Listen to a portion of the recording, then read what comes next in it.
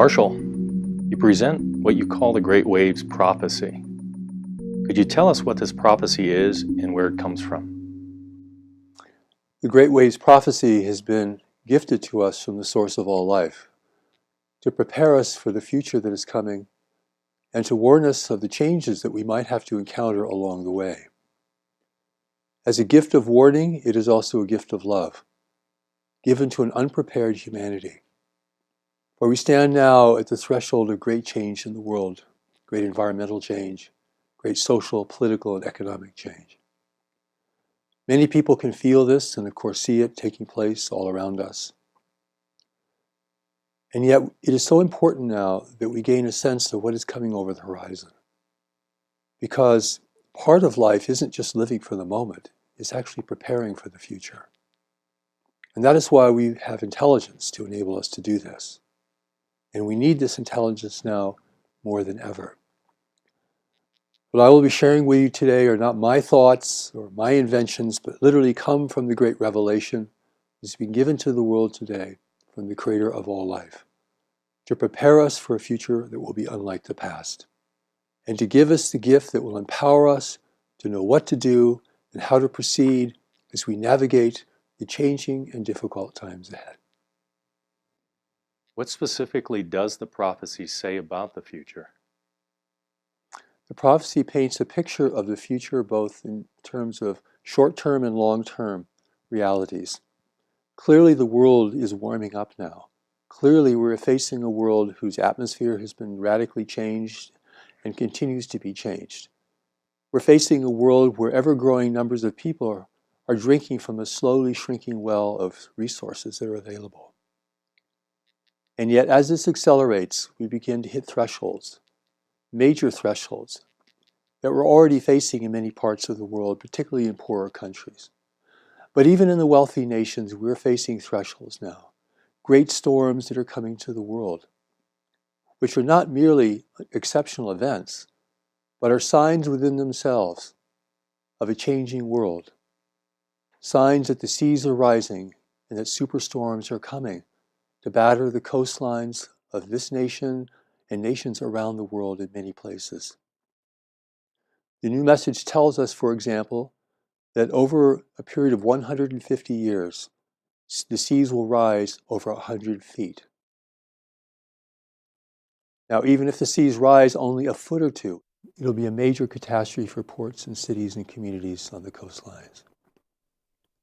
It tells us that certain parts of the world will become uninhabitable due to lack of water and the inability to grow food, and that millions of people will become refugees seeking refuge somewhere else. Somehow, they must find shelter, and indeed, who will accept them? Who will take them? We're seeing this already in the world today, on a smaller scale. But the larger scale presents a problem that's almost overwhelming in its scope, and will require tremendous humanitarian aid and service to the world, and tremendous cooperation between nations to meet these kinds of challenges.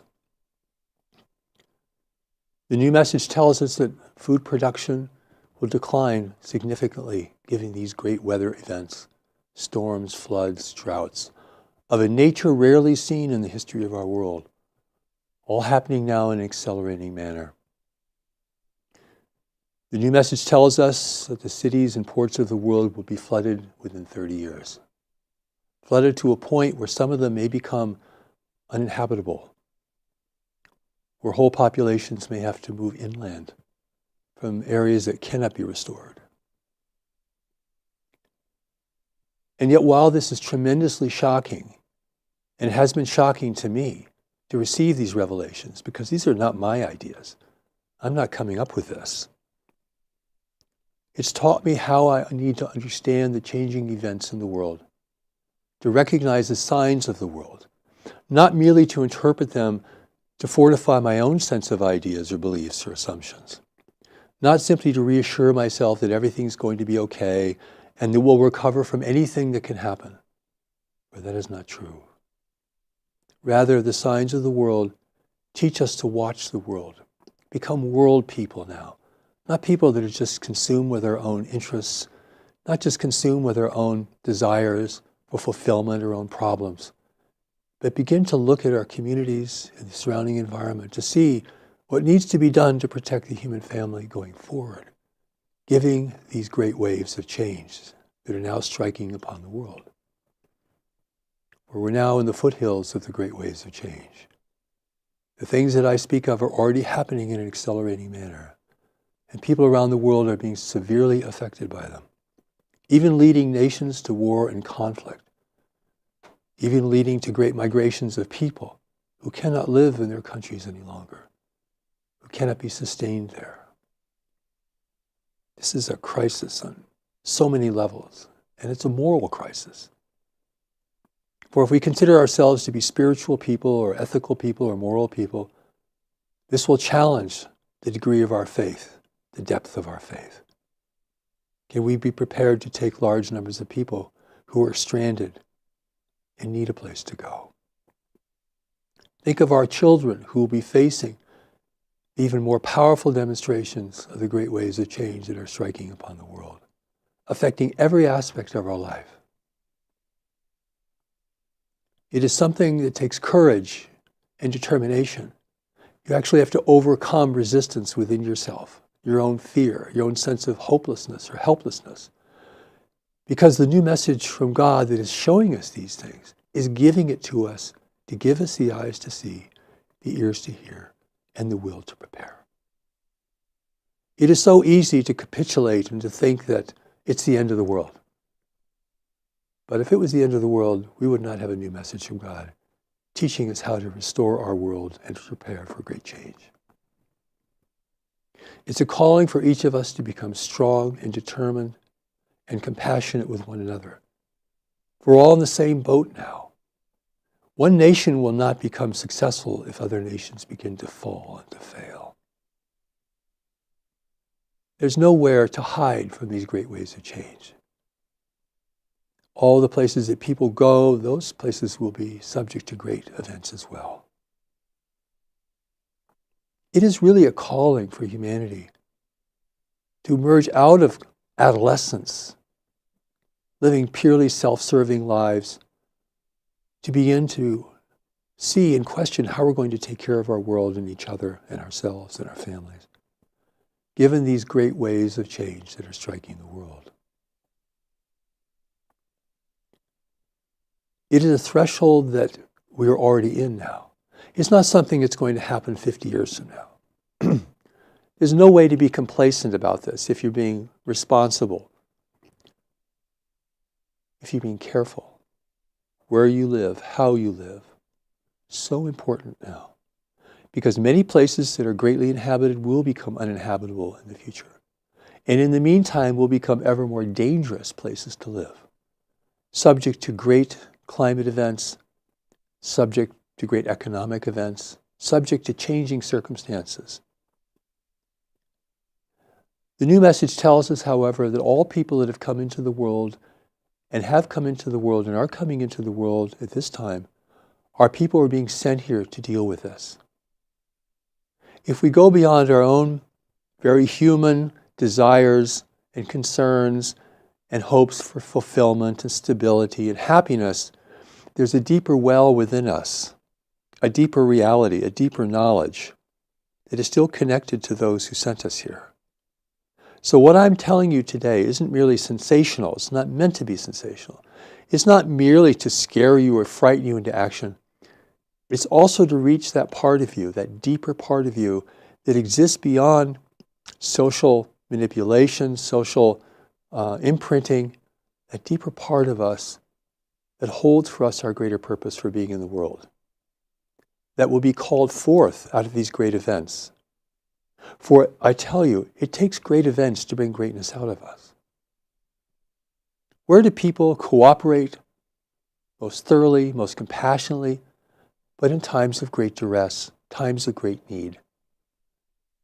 We will cross economic boundaries, political boundaries, social boundaries to do this.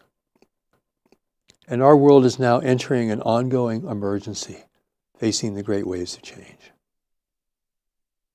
This will produce great calling for people, but also great danger.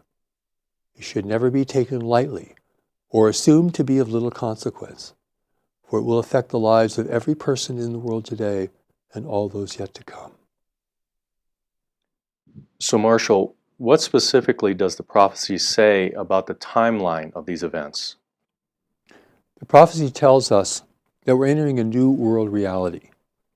We're actually entering a new world experience.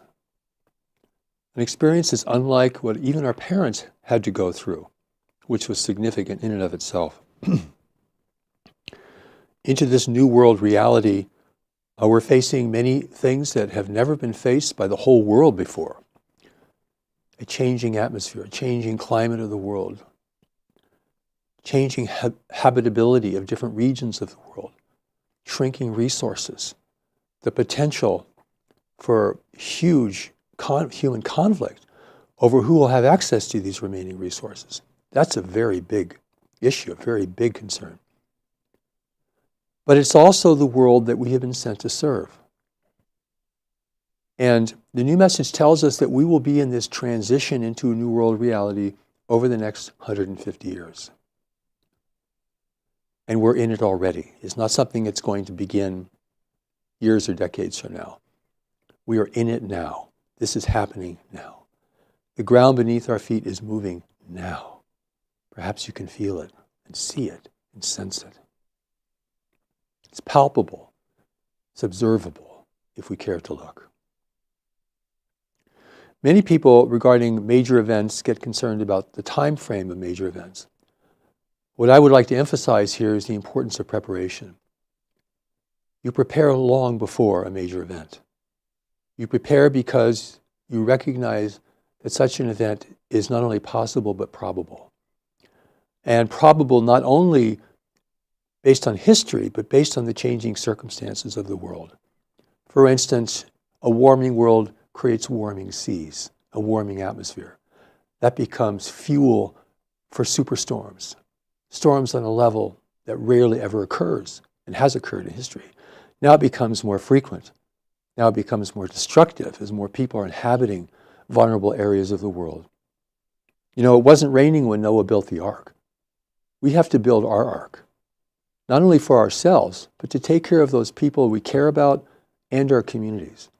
You begin to build your ark way before the waters rise to overtake you. Way before circumstances overtake you. Way before the industry that you work for goes overseas or disappears. We have to be people now who are watching the world very objectively, with as little personal preference and as little fear as possible. This is how you gain the eyes to see. The new message calls this being in the watchtower of your life. For every fort in older times had a watchtower, and every fort today has a watchtower, though it may be different, may be technological. But you need to have a watchtower in your life, and to have the strength and courage to be able to look at things without coming to immediate conclusions.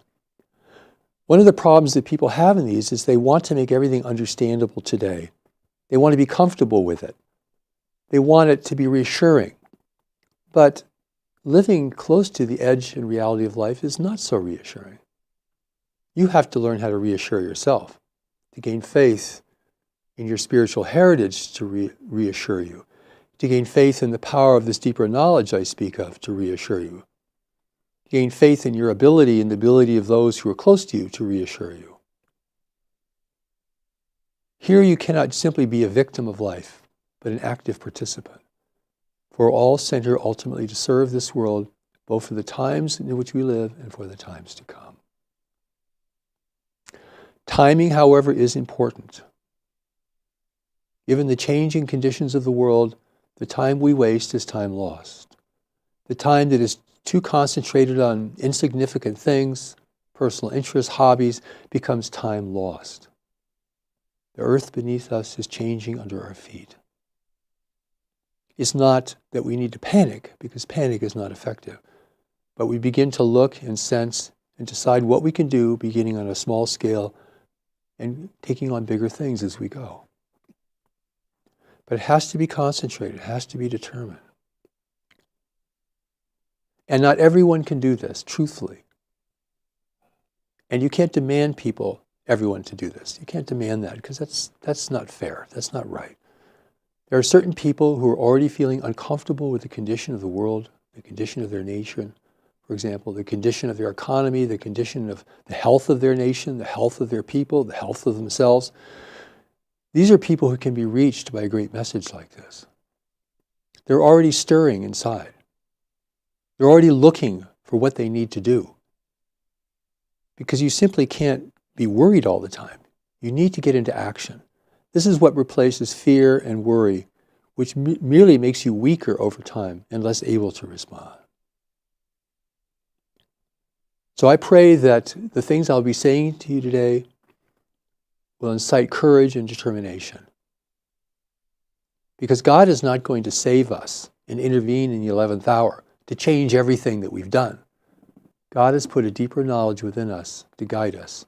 And from there, God can work through us to change things that need to be done without the overbearing emphasis on theology, religion, or belief.